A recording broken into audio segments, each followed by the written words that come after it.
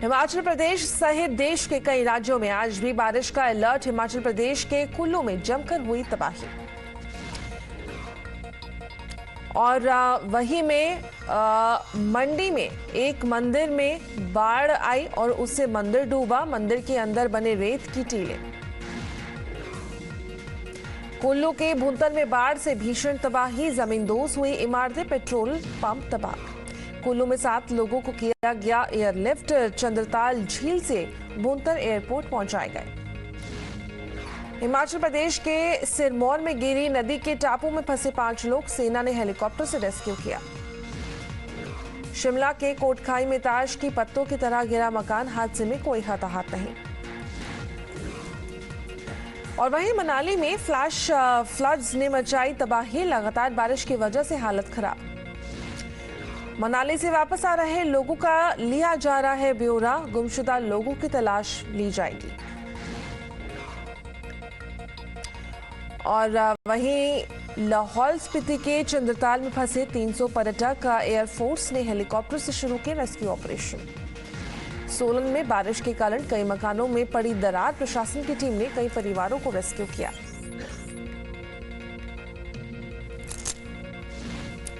चंबा में जेसीबी पर सवार हुआ दूल्हा, खराब मौसम के कारण घोड़ी पर नहीं चढ़ा शख्स।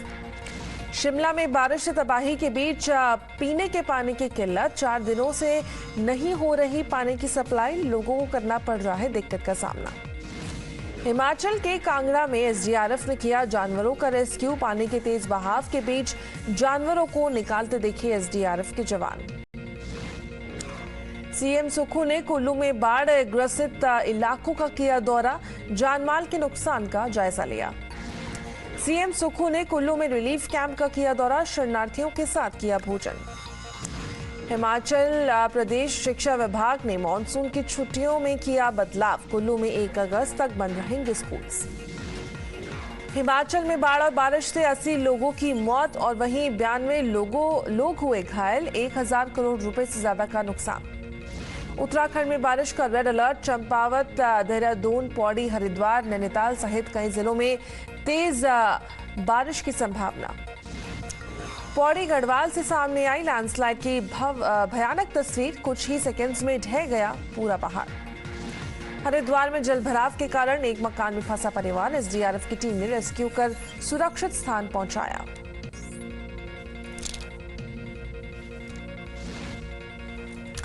और वहीं हरिद्वार में मूसलाधार बारिश बनी आफत, रेलवे ट्रैक पर जमा हुआ कीचड़।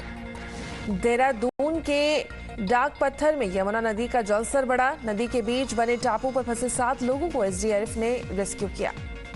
देहरादून में बारिश के कारण आसन नदी का जलस्तर बढ़ा, नदी किनारे बसे गांव में कई फीट तक भरा पानी, लोगों को रस्सी के सहारे घरों से निकाला गया। देहरादून के कई इलाकों में रास्तों पर भरा पानी, तेज बहाव के कारण लोगों को आवाजाही में हो रही है परेशानी। देहरादून में भारी बारिश के कारण सड़क को पहुंचा नुकसान, जेसीबी से रोड क्लियर कर खोला गया रास्ता। पिथौरागढ़ में बारिश के कारण हुआ भूस्खलन, पहाड़ से गिरने के बाद नदी में बहा घर। नैनीताल में लगातार भारी बारिश, नैनी लेक में बड़ा जलस्तर, बोटिंग सहित कई एक्टिविटीज पर लगी रोक। बारिश की स्थिति पर सीएम धामी का बयान, बोले मौसम विभाग की चेतावनी के बाद अलर्ट मोड पर अधिकारी, सभी जिलों में की जा रही है निगरानी। हिमाचल, पंजाब और उत्तराखंड में रेस्क्यू ऑपरेशन करेगी भारतीय वायुसेना, हेलीकॉप्टर्स को स्टैंड बाय पर रखा गया है। MI-17 ने कुल्लू में किया एरियल सर्वे। केंद्रीय रेल मंत्री अश्विनी वैष्णव ने मानसून के चलते रेलवे सेवा के हालात की समीक्षा की। दिल्ली में रेलवे बोर्ड के वॉर रूम का किया निरीक्षण। दिल्ली में यमुना का जलस्तर और बढ़ने की संभावना, राहत कार्य के लिए तैनात की गई सुरक्षा बलों के कई बोट, लोगों को सचेत किया गया। दिल्ली में जलभराव पर LGV सक्सेना ने की बैठक, समस्या का हल निकालने पर आला अधिकारियों के साथ चर्चा की। दिल्ली बीजेपी अध्यक्ष वीरेंद्र सचदेवा ने बाढ़ राहत कैंप का किया उद्घाटन, लोगों के रहने और खाने पीने का इंतजाम किया गया। दिल्ली के मंत्री गोपाल राय ने राहत कैंप का किया दौरा, लोगों से मिलकर जाना हालचाल। पंजाब के फतेहगढ़ साहिब में फ्लैश फ्लड्स, लगातार बारिश ने बढ़ाई लोगों की परेशानी। चंडीगढ़ अंबाला नेशनल हाईवे पर जल भराव, धीमी पड़ी यातायात की रफ्तार। जालंधर में नदी में गिरा ट्रक, डैम का हिस्सा टूटने के कारण हुआ हादसा, सैनिकों ने ड्राइवर को रेस्क्यू किया।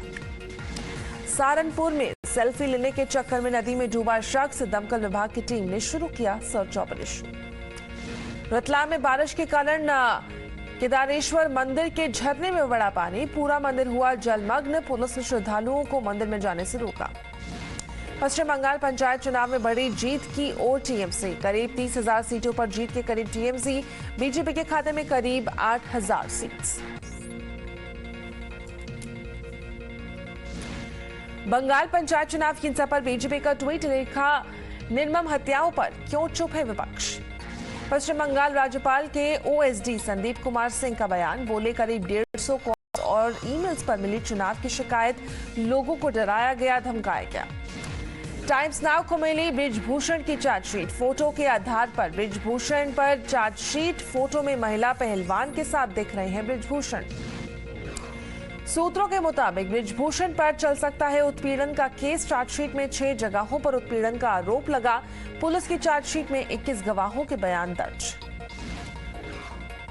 टाइम्स नेटवर्क के सवाल पर भड़के बृजभूषण सिंह, महिला रिपोर्टर के साथ की बदसलूकी, बृजभूषण शरण ने महिला रिपोर्टर से अपशब्द कहे, माइक तोड़ने की कोशिश की। यूसीसी पर लॉ कमीशन को मिले 46 लाख रिस्पॉन्सेज और वही 2 दिनों में खत्म हो जाएगा सुझाव देने का समय।